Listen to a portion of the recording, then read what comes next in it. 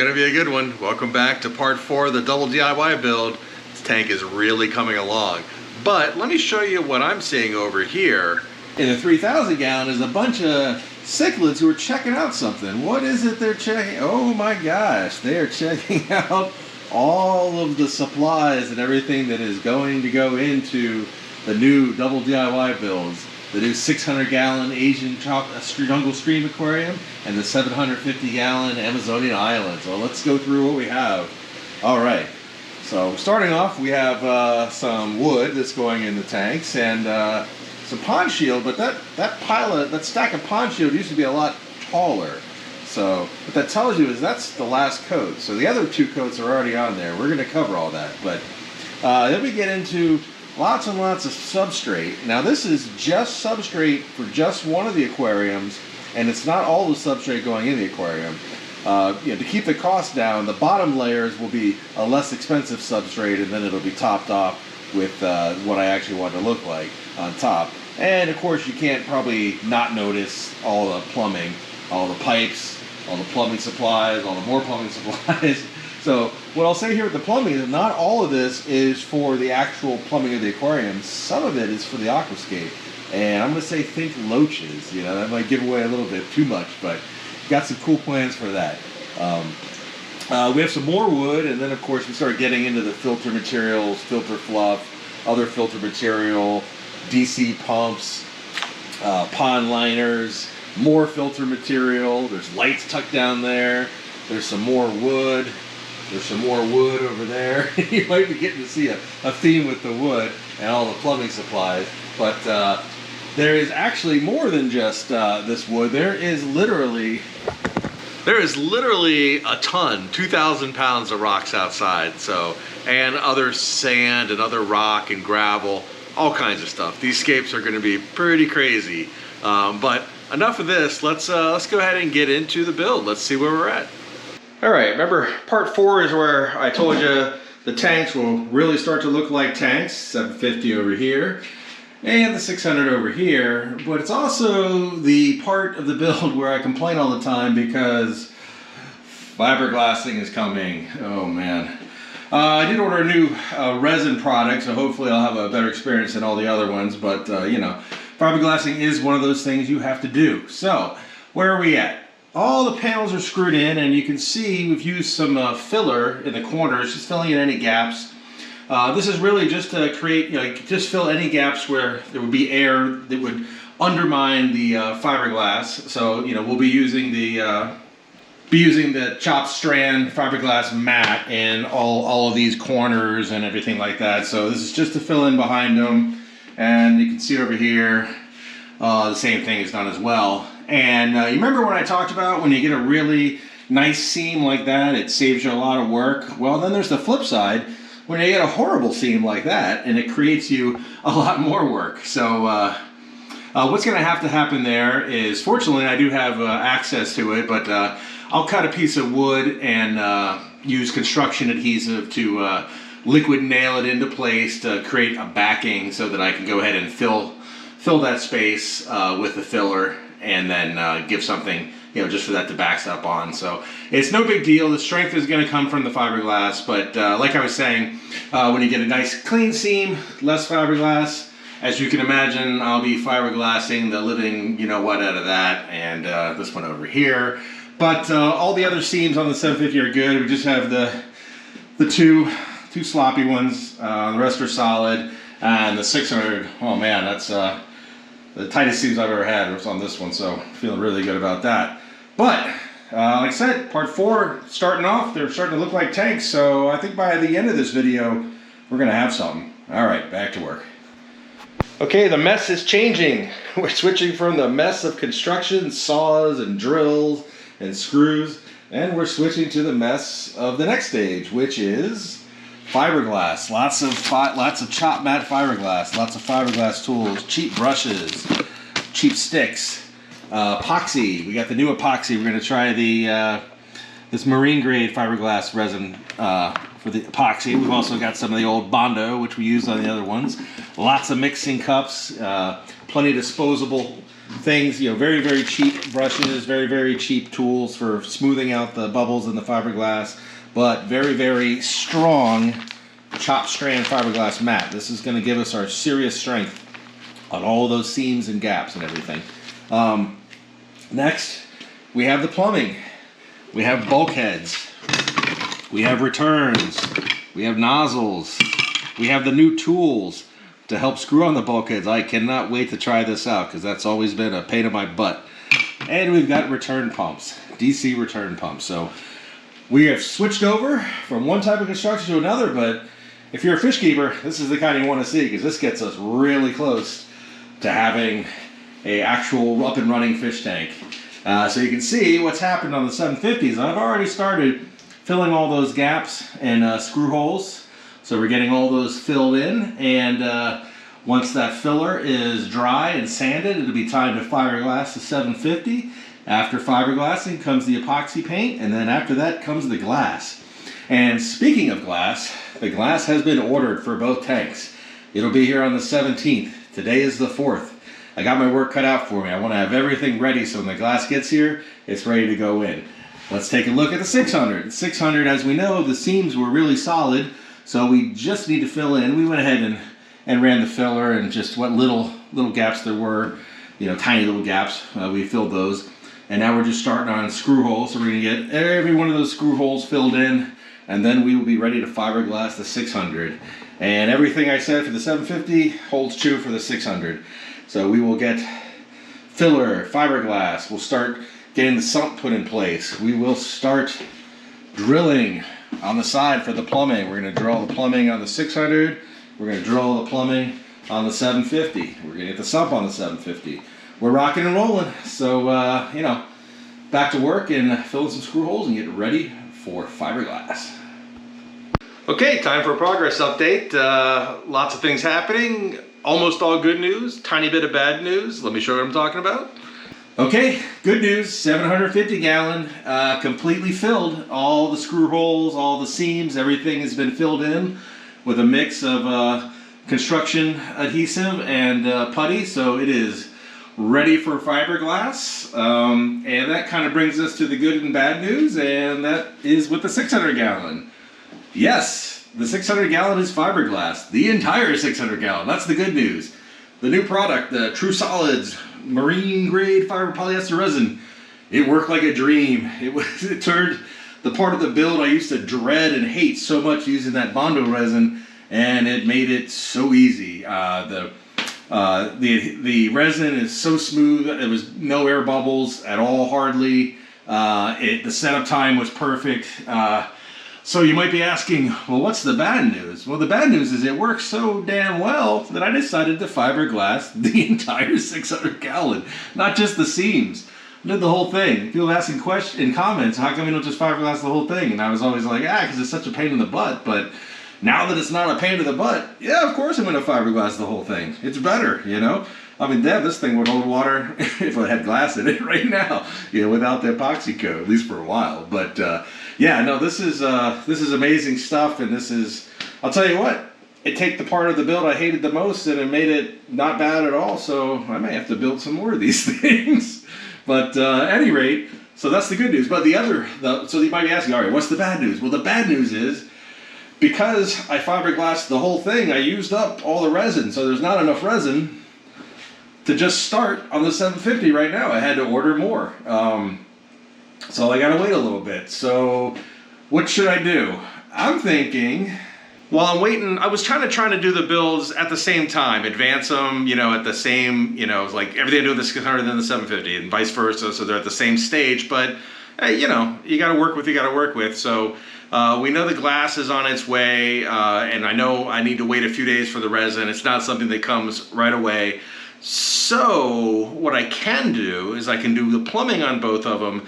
I can start the sumps on both of them, and I can go ahead and start epoxy coating the 600. So I think the 600 is going to leap ahead of the 750 a little bit.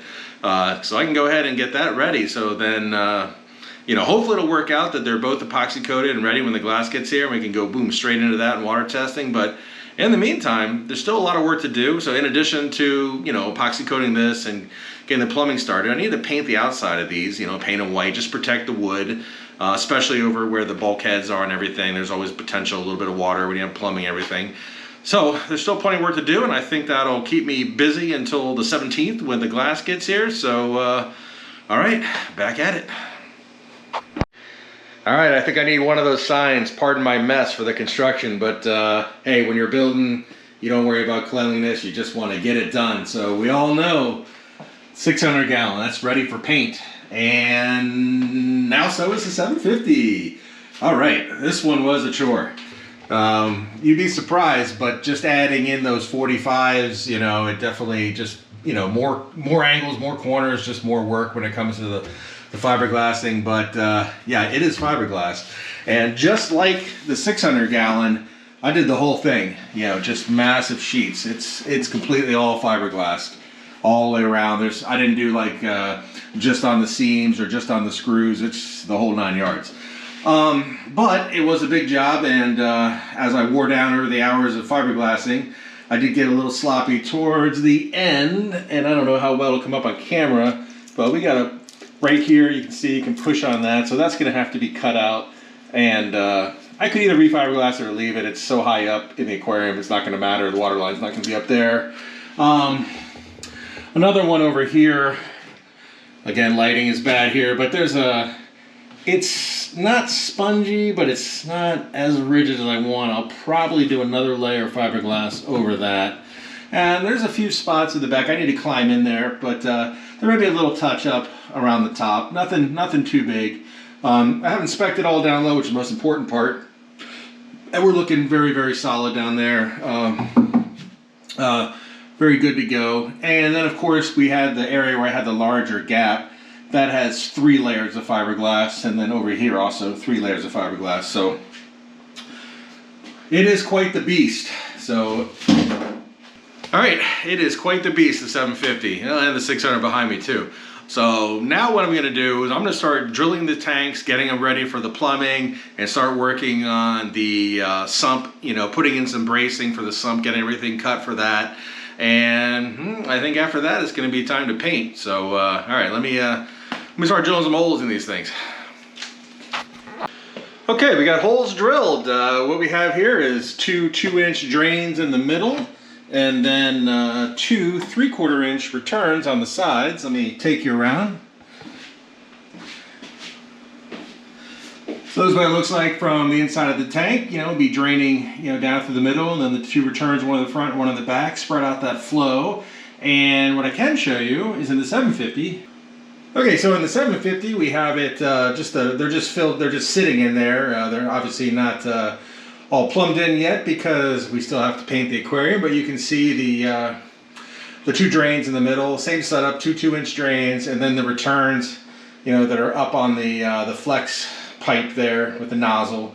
So again, one in the front and then one in the back. And since this is our open side over here, we got to have all the plumbing over there, and we'll bring the drains down, and so we'll bring the drains down on the outside, and then they'll move all the way back, and they'll empty in on this side of the sump, and then the water will work its way this way. Then we'll have the return pump right here with the returns. That way we'll minimize the plumbing for the return, so we have as much power as possible. The tank, as large as this tank is, I can run the return pump at full bore, and it's not going to be too much water flow. And you can just see here what I'm doing with the sump is just putting in some bracing. So there'll just be plywood walls forming the sump, and then it'll be lined with the liner. Very similar to, well, just like actually how I've done all the other ones, and this one's actually a nice one because it's 2 feet front to back. Nice big sump. So yeah, just like I've done the other ones for the 3,000 gallon, and actually the home where all these fish are moving from, the 125 Asian Jungle Stream. So yeah, all right, so it is time now with these aquariums to finish the rough end for the sump. I need to go buy the plumbing, and really I can start painting the outsides of these aquariums and painting the inside. So, whew, next time we look at these, they're going to look pretty far along. And keeping in mind the glass is coming, I believe, in 5 days from when I'm recording this. So yeah, we're moving right along. Okay, back at it. Okay, you might notice something different about the WDI builds. That's right, we're painting. So we got the outside painted white. That's just to protect the wood from, incidental water contact. And as you can see, we've got the first couple coats of pond shield, pond armor, whatnot, installed or painted inside the aquarium. So this is the 750 with 2 coats on it, and this is the 600 with 2 coats on it.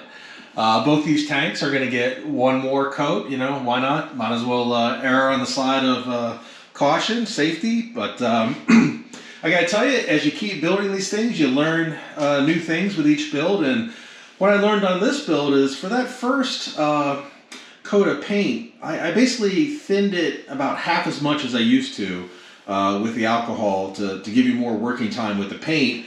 And it worked a lot better because it keeps the paint nice and thick, easier to work with, but also gives you enough time to cover everything you need to cover.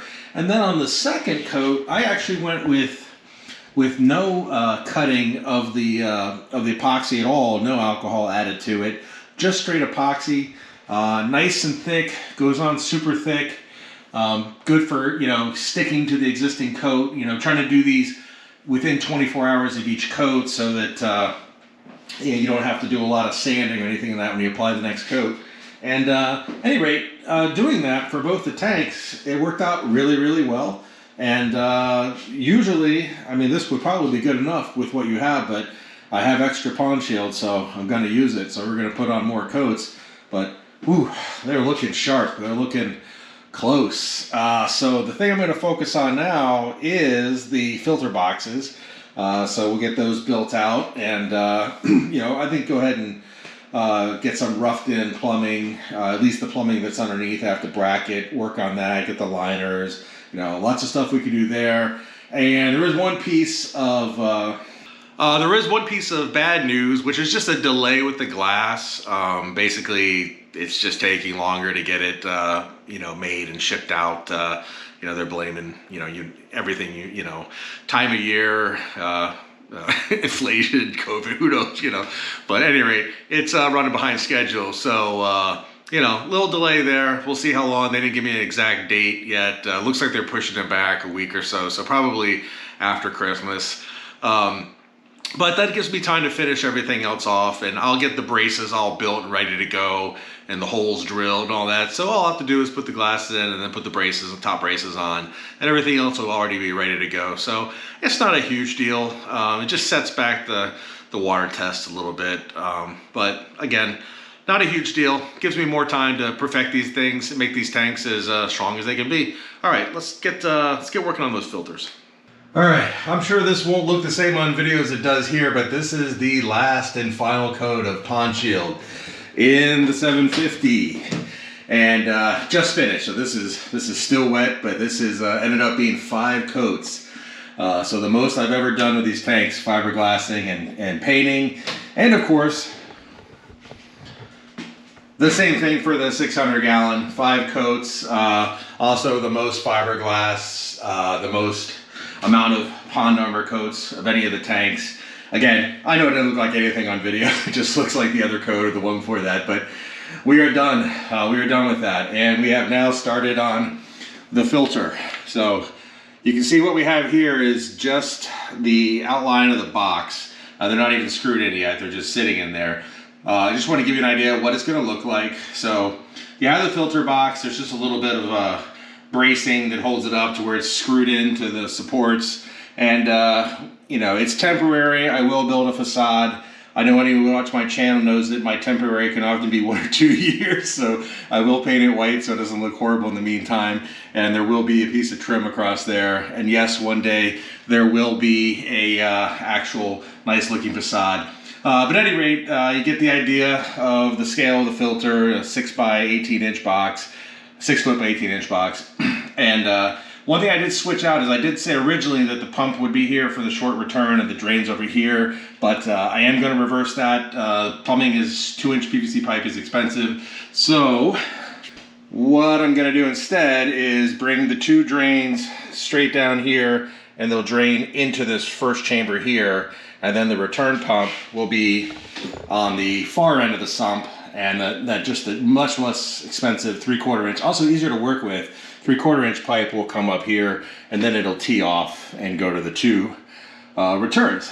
And it'll be the same thing on the 750, the 2 drains in the middle, either return either side, draining into the 7-foot by 2-foot wide sump. Both the same height, 14 inches tall. And then what will happen in the sumps is you will have where the drain goes down, and that's going to be a fluidized filter. Because what I'm going to do with these sumps is, rather than catching debris with filter pads and things like that, I'm going to create a settling chamber with the fluidized media.